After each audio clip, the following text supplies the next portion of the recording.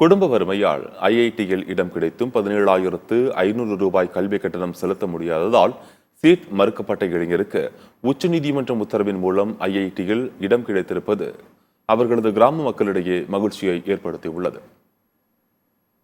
உத்தரப்பிரதேச மாநிலத்தின் முசாபர் நகர் மாவட்டத்தில் உள்ள திடோரா கிராமத்தை சேர்ந்தவர் மாணவர் அதுல்குமார்.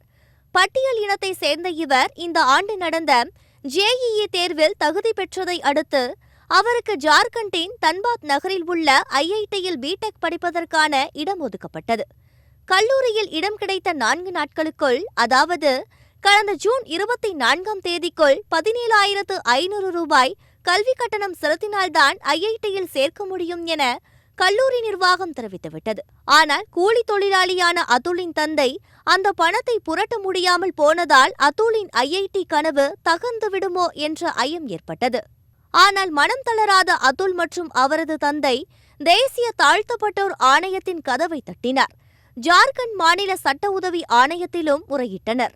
ஒருங்கிணைந்த சேர்க்கையை சென்னை ஐஐடி நடத்தியதால் சென்னை நீதிமன்றத்தை அணுகும்படி சட்ட உதவி ஆணையம் அறிவுறுத்தியது. மாநிலம் கடந்து வந்த நிலையிலும் உச்ச நீதிமன்றத்தை நோக்கி கை நீட்டியது சென்னை உயர்நீதிமன்றம். எலக்ட்ரிக்கல் இன்ஜினியரிங் படிப்பை லட்சியமாக கொண்ட அதுல் இறுதி நம்பிக்கையுடன் உச்சநீதிமன்றத்தின் கதவை தட்டினார். அவரது நம்பிக்கை வீண் போகவில்லை. அதுல் தாக்கல் செய்த மனுவை உச்சநீதிமன்ற தலைமை நீதிபதி TY சந்திரசூட் தலைமையிலான அமர்வு விசாரித்தது. நாள்தோறும் 450 ரூபாய் கூலி வாங்கும் தந்தையால் 4 நாட்களில் 17,500 ரூபாய் கட்டுவது என்பது இயலாத காரியம்.